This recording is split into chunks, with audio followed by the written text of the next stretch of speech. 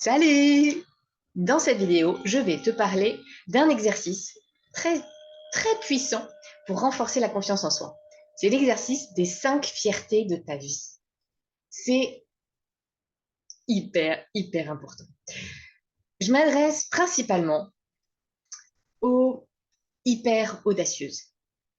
Ces femmes hypersensibles, souvent au potentiel, multipotentiel, qui ont envie de prendre leur vie en main. Ça suffit d'attendre un sauveur, que le prince charmant, il arrive, que on fasse des enfants pour être heureux.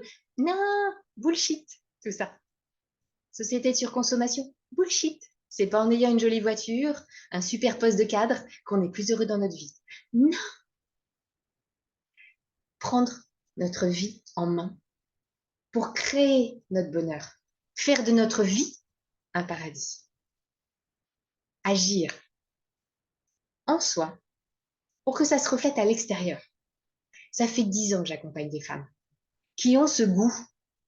Alors elles peuvent avoir un goût d'entreprendre, d'être audacieuses, mais qui est caché à l'intérieur d'elles et qui a un petit peu de mal à sortir. Et moi, je les accompagne à faire sauter ces freins-là pour qu'elles osent, pour qu'elles y aillent. Parce qu'il n'y a pas de raison. Il n'y a personne qui le fera mieux que nous-mêmes. Ça ne sert à rien d'attendre que l'extérieur vienne faire quelque chose dans notre vie.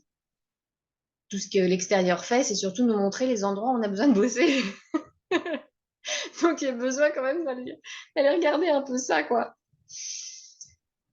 Aujourd'hui, je vais te parler plus spécifiquement de cet exercice des 5 fiertés. C'est un exercice que j'ai fait une vidéo en 2017. C'était la première vidéo de ma chaîne YouTube où on m'avait lancé un défi. J'aime bien les défis. Voilà, ça me challenge, j'aime bien ça. D'exprimer mes 5 fiertés de ma vie. Alors, comme ça, sur le papier, je dis, ouais, bah, pas de problème. Puis quand je me suis retrouvée à devoir le faire, peut-être falloir réfléchir un tout petit peu quand même, parce que ça vient toucher quand même à un moment, à un bilan qu'on doit faire de toute sa vie pour en sortir les 5 plus grandes fiertés de notre vie. Bah, faut qu'on aille regarder quand même. C'est quoi tout le chemin que j'ai parcouru? Et puis là, on arrête de se bullshiter en se disant qu'on est une merde et qu'on est nul et qu'on est inférieur ou qu'on se dévalorise. Non. Pour sortir 5 fiertés, il faut ressentir 5 fiertés. Donc, il faut vraiment les regarder. Ok, c'est quoi? Qu'est-ce que j'ai fait? Qu'est-ce que j'ai? Qui je suis? Qui représente pour moi de la fierté. Alors, pas en mode j'ai un ego démesuré et je vous les montre et machin truc. Non, non, quelque chose où, waouh, j'ai traversé tout ça comme difficulté et maintenant je peux porter cet étendard. Je l'ai eu, je l'ai obtenu, souvent à la sueur de son front. C'est pas des trucs sympas, enfin des trucs faciles en fait, pour lesquels on ressent de la fierté. C'est des trucs qui ont été pénibles, qui ont été difficiles, pas forcément douloureux, mais ça nous a demandé du temps et des efforts. Et cet exercice, il est très puissant et il est nécessaire pour pouvoir entreprendre. Il est nécessaire pour pouvoir mettre de l'audace dans notre vie, d'aller regarder, ok, mais en fait, je viens d'où? C'est quoi mes qualités? Sur quoi je peux m'appuyer pour que dans les moments de tempête, je puisse me sentir soutenue. Parce qu'il y aura forcément des moments de tempête. La vie, le paradis terrestre, c'est pas un truc qui fait ça s'appelle la mort, ça. La vie, c'est le cœur qui bat tout, tout, tout, tout, tout, tout. Et donc, avec ce cœur qui bat, eh ben, il y a des trucs qui sont trop géniaux et je suis super content, et des trucs où c'est la fin du monde. Après, on n'est pas obligé d'avoir des oscillations aussi grandes que ça, mais il y aura toujours des oscillations. Et à partir du moment où on suit l'oscillation, elle va plus vite. Elle ne nous fait pas descendre pendant des années pour remonter pendant des années. Entre quelques jours, quelques mois, tac, on rebondit, on avance, on évolue, on se prend en main. Et ça, c'est goûtu. C'est vraiment goûtu, c'est savoureux. Moi, j'avais envie, allez, de vous partager mes 5 fiertés. Les 5 fiertés de ma vie. Et je me rends compte que dans la version que j'ai faite en 2017, donc c'était il y a 5 ans, j'étais beaucoup dans du avoir et du faire. Et là, je suis plus dans du être, fière de qui je suis devenue. En dehors des biens matériels ou des choses que j'ai construites autour de moi, ma famille, mes amis, c'est des choses qui sont importantes pour moi. Mais je sens que c'est pas l'essence, parce que tout ça, c'est temporaire. Mes enfants vont grandir et vont partir. Je leur souhaite. Je me le souhaite aussi. La maison que j'ai autour de moi ne sera pas forcément ma maison toute ma vie. Le climat, enfin, tout ce qui m'entoure, en fait, c'est temporaire. Donc, si je base ma fierté sur les choses que je possède, c'est un truc qui n'est pas stable. Alors que si j'arrive à être fière de quelque chose que j'ai en moi, de qui je suis, bah là, il y a quelque chose qui va se poser d'un peu plus stable. Alors, c'est sûr que mon corps aussi, il est temporaire. Pour le moment, j'ai 44 ans. Je suis plutôt la forme physique. Je sais que quand j'en aurai 70 ou 80, je me le souhaite d'arriver jusque-là, j'aurai peut-être pas la même force, la même forme physique. Et donc, je sais que c'est aussi précieux, ça. Et peut-être qu'un jour, même, je peux perdre un peu l'esprit. Et donc, là aussi, bah, qui je suis va se transformer. Mais je peux quand même savourer, en attendant, ce chemin de l'être que j'ai pu faire. Et dans mes 5 fiertés, la première, c'est la fierté d'avoir pardonné à mes parents, d'avoir souffert de leur imperfection. Ça m'a demandé du temps, hein. C'est pas des choses simples. Mais c'est important de passer par là, d'accepter que nos parents sont imparfaits, qu'ils ont fait de leur mieux, à hauteur de leurs possibilités. J'ai beaucoup souffert dans mon enfance. Et forcément, mes parents y étaient pour quelque chose, puisqu'ils m'ont transmis ce qu'ils ont pu, mais aussi avec ce qu'ils avaient. Et le chemin d'amour qui nous emmène au pardon, c'est d'abord un chemin d'amour pour soi.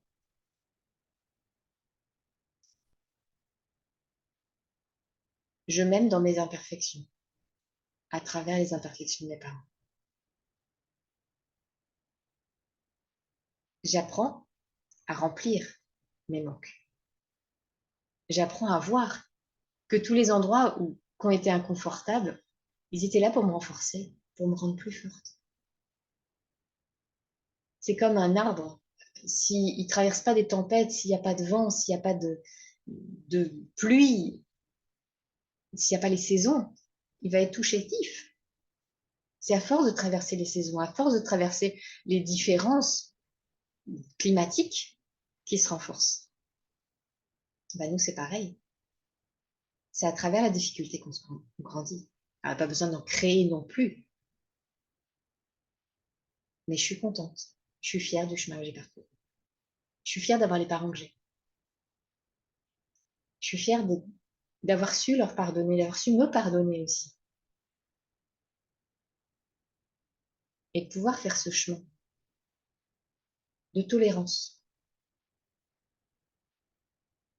Et avec lui, ben, c'est une tolérance que je peux facilement ouvrir à d'autres, à partir du moment où j'accepte que mes parents sont comme ils sont. Ça ne veut pas dire que je les laisse me faire souffrir. Au contraire. C'est que je suis capable de mettre des limites. Et de mettre une distance, peut-être, de temps en temps, quand il y a besoin. Que ce soit avec mes parents ou les autres personnes. Pour éviter de devoir souffrir de leur imperfection. Pas en rajouter. C'est ma responsabilité d'adulte. Quand on est enfant, c'est différent. On n'a pas le choix. Quand on est adulte, on a ce choix.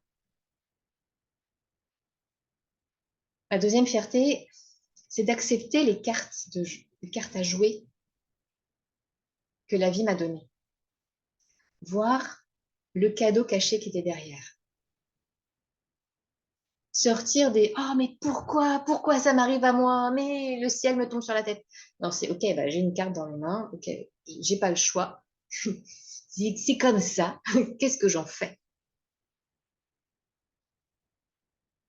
Et il y a des cartes qui ont été plus difficiles que d'autres à accepter. Par exemple, la carte de j'ai une instite qui me harcèle et qui m'a fait une torture psychologique pendant 2 ans quand j'étais au CP, qui m'a laissé un tel traumatisme que j'ai pas pu apprendre à lire vraiment qu'avant 25 ans. C'est ma fille qui dévoile. Allez, vas-y, sors, s'il te plaît. Oui. J'ai du mal à comprendre des fois quand on explique les choses. Hein. La porte est fermée, tu ne dois pas rentrer. Ouais, d'accepter ces cartes à jouer. D'accepter de voir le cadeau caché derrière. C'est que grâce à ça, grâce à cette difficulté, j'ai développé d'autres capacités. J'ai réussi à faire mes études sans savoir vraiment lire. C'est un truc de dingue quand même. Alors, je n'étais pas super forte. Hein. On va se reconnaître, je ne faisais pas partie des meilleurs. Mais quand même.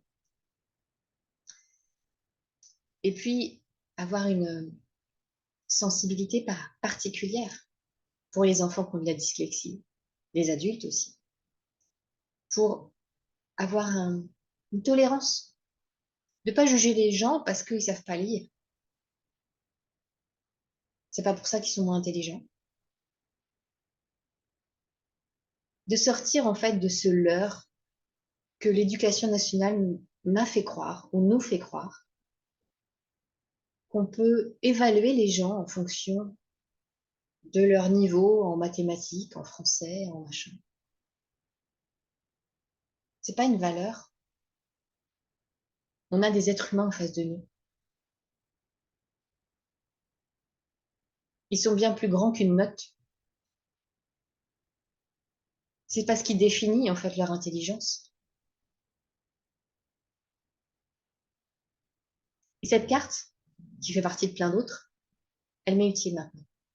Maintenant que je l'ai acceptée. Maintenant que j'ai accepté de la voir, même si je l'ai accepté d'avoir cette carte en main, eh ben, je peux m'en servir. Je peux la jouer, je peux la sortir. Pareil pour le manque de reconnaissance. Mon père était persuadé que j'étais pas lui. Jusqu'à mes 30 ans, jusqu'à ce que je fasse un test de paternité. Du coup, ce manque de reconnaissance, je l'aime énorme. Et ben, c'est pareil, cette carte, je l'ai en main. Et je sais qu'en moi, il y a un manque de reconnaissance qui vient du fait d'avoir passé 30 ans à chercher un père que je ne trouvais pas. Il était là, mais il ne voulait pas de moi. Pas directement. Enfin, c'était compliqué. Et bien, cette carte-là aussi, je l'ai. Et bien, c'est OK. Quand elle sort, elle sort. Pareil pour l'infériorité, pareil pour la dévalorisation, pareil pour les différents tares qu'on peut avoir. C'est comme ça. J'ai les parents que j'ai la vie que j'ai. Parfois, il y a des accidents de la vie, un handicap, un truc, un décès. OK. Arrêtez en fait de se dire que ces cartes-là, elles ne devraient pas être dans notre main. Et, en fait, nous, petits humains, à quel moment on est capable de juger ce que la vie nous met dans les mains, savoir si c'est bon ou c'est pas bon. On n'en sait rien. Sur l'instant, là, oui, maintenant, c'est une galère. C'est inconfortable. C'est chiant, hein, faut dire, voilà. Mais sur du long terme, ça a peut-être une richesse. Ça a peut-être quelque chose de très important dans notre vie. Et c'est plutôt, OK, comment je joue avec ça? J'utilise quand? Je m'en sers quand? Comment je vis avec? Il m'arrive une nouvelle tuile? Paf, OK. OK, comment je vis avec ça? Je me casse une jambe. OK, je rechange un peu tout ce qui est dans ma vie. OK, temporairement. Mais ça pourrait être quelque chose de plus long. C'est jongler, avoir cette fluidité à l'intérieur de soi. Dis, OK, Il y a besoin d'un temps d'acceptation, hein. La surprise. Mais pourquoi? Hein? Oh, bon, d'accord, ok, je prends. Alors, comment on joue avec ça? Découverte déjà. Hein? Ok, bon, j'ai cette carte-là. Ok. Comment je joue avec? J'en fais quoi? Alors, hypersensibilité. Ok. C'est quoi cette carte? Ok. Alors, je regarde. Ah oui, il y en a d'autres aussi qui ont les mêmes cartes. Ah ben, je vais peut-être pouvoir apprendre d'eux. Ça peut être pas mal. Ok. Ok, super. Ok, il y a d'autres cartes encore. Ok, bah, je vais regarder comment je peux faire. Et à partir du moment où on est actif sur les cartes qu'on a dans les mains, eh ben, on n'est plus à subir, à se lamenter sur notre sort. Oh, c'est trop dur ma vie. Non, la vie, c'est la vie. En fait, elle est aussi difficile pour tout le monde. Qu'est-ce que j'en fais? Où est-ce que je vais? Sur quel chemin j'emmène? Une autre fierté que je porte, c'est d'avoir appris à le détachement. Alors, ça n'a pas été simple à apprendre, hein. J'ai traversé beaucoup de deuil. Euh, j'ai perdu 7 bébés et pendant la grossesse. Et avec mon hypersensibilité, en fait, je sentais la vie en moi. Et j'ai aussi senti, quand elle commençait à partir, j'ai senti la mort en moi. Et je peux vous promettre que c'est pas quelque chose qui est facile à vivre. D'appeler au secours, dire, mais ce bébé qui est en moi, il a besoin d'aide, il est en train de mourir et qu'on puisse rien faire. C'est dur. Ça nous met face à de la puissance. Mais ça, c'est mon envie de contrôler, mon envie d'être active, alors qu'en soi, je contrôle rien. Ce que ça m'a appris, c'est à me détacher, à, à voir que en fait, j'ai pas le contrôle sur tout ça. Le seul espace de contrôle que j'ai, c'est de faire des choix et d'à peu près gérer mon monde intérieur, d'apprendre à gérer ce monde intérieur. Après, ce qui se passe à l'extérieur, c'est pas moi. Ça m'a appris à avoir de la foi en quelque chose de plus grand que moi. Ok, moi, petit humain, là, je sais pas faire. La vie, Dieu, j'en sais rien. Je vous délègue le truc parce que là, moi, j'ai du mal. Mais je continue à avancer. J'abandonne pas. Je ne m'abandonne pas. Je continue à apprendre. Et puis, avec ça, d'apprendre à savourer. Savourer la vie. Savourer cette merveille qu'est la vie. D'être témoin privilégié de la vie qui est autour de moi. Témoin privilégié de mes enfants, des gens qui m'entourent. Et puis même de moi. Je suis témoin de la vie qui traverse cet être humain que je suis, qui est imparfait, qui est biscornu, qui fait de son mieux. Je peux aussi m'observer. Tiens, regarde, t'as vu là? T'as vu comment tu réagis? Ta fille qui déboule pour te dire que c'est l'heure de manger, et toi tu l'envoies bouler. Bon, ok, elle n'a pas compris la première fois. Mais on peut se regarder. Et ça, j'avoue que c'est une fierté. Parce que je suis capable de voir. Et à partir du moment où on peut voir, on peut agir dessus. À partir du moment où on comprend ce qui se passe, on peut changer. Ah oui, c'est inconfortable pendant la période où on se voit en train de faire mal. Mais ok, beaucoup de douceur. Je vais changer. Je vais changer. Une autre fierté que je porte, c'est d'être devenu le leader de mon monde intérieur. D'être comme un guide pour les autres parts de moi-même. Pouvoir enseigner à ma petite voix intérieure. Je ne sais pas vous, hein, mais moi, des fois, c'est une sacrée petite voix quand même. Et du coup, bah, je peux lui apprendre. Je peux lui enseigner de la bienveillance. Tiens, comment tu peux me parler pour que ce soit plus doux? Dis-moi plutôt ces trucs-là. Pareil pour certains de mes comportements, pouvoir les influencer. Pouvoir guérir mon enfant intérieur de ses blessures. Ou même de la femme que je suis plus tard, en fonction des endroits où c'est venu blesser. Ok. En fait, mon corps et mon être, il est malléable. Rien n'est figé pour toujours à partir du moment où je choisis de changer.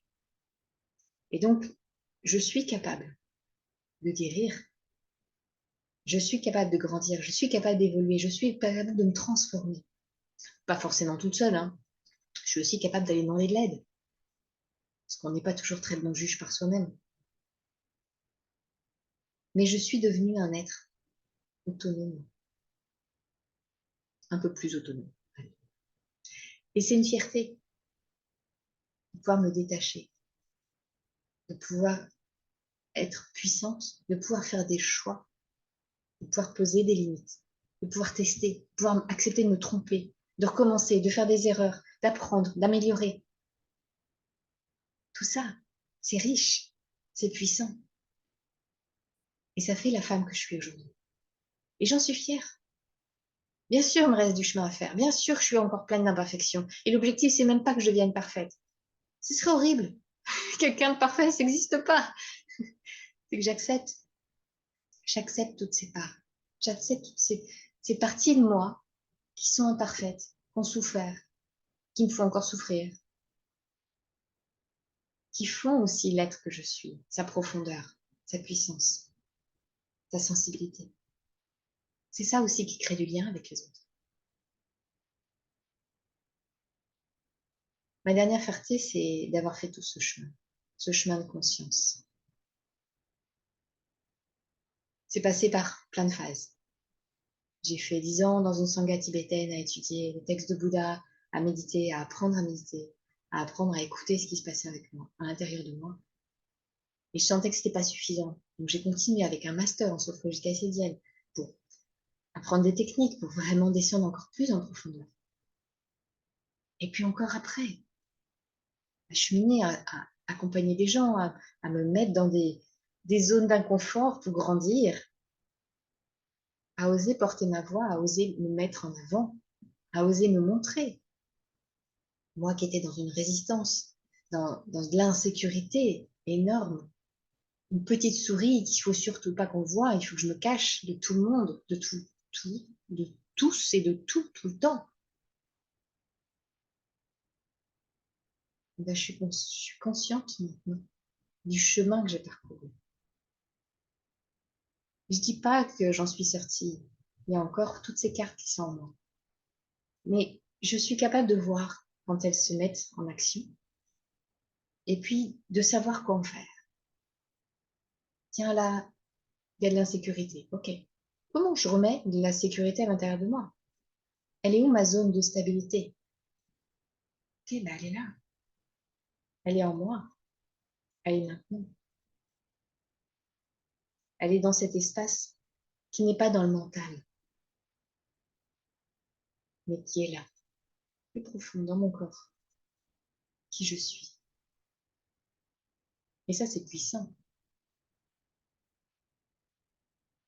Ça apporte énormément. Je t'invite toi aussi à aller regarder tes 5 fiertés de ta vie. Va regarder honnêtement. Il y en a forcément. Ne serait-ce que de marcher, de parler. Non, mais un enfant, pour pouvoir marcher, il est tombé 2000 fois. Donc forcément, aujourd'hui, tu as appris certains trucs. Il y a des choses pour lesquelles tu peux te sentir fier. Et autorise-toi. Tu mérites d'être fier de l'être que tu es aujourd'hui. Même si tu as de la culpabilité, même si tu as de la rancœur, même si, peu importe, c'est du bullshit, c'est du mental qui sort. Pas descendre en profondeur. Autorise-toi à lâcher ça pour descendre un tout petit peu plus en profondeur. Est-ce que tu mérites? Tu mérites d'être fier de toi. Tu mérites d'être heureux. Tu mérites de te créer un monde de bonheur autour de toi. Et pas dans un truc parfait. Un truc de, ok, je maîtrise, je sais surfer sur les vagues. Je ne vais pas affronter des vagues qui sont plus grandes que moi. Pas besoin, je commence par des petites. mais je sais faire, j'apprends à faire. Et ça, c'est puissant, vraiment. Je te souhaite vraiment le meilleur et je te dis à très bientôt. Ciao!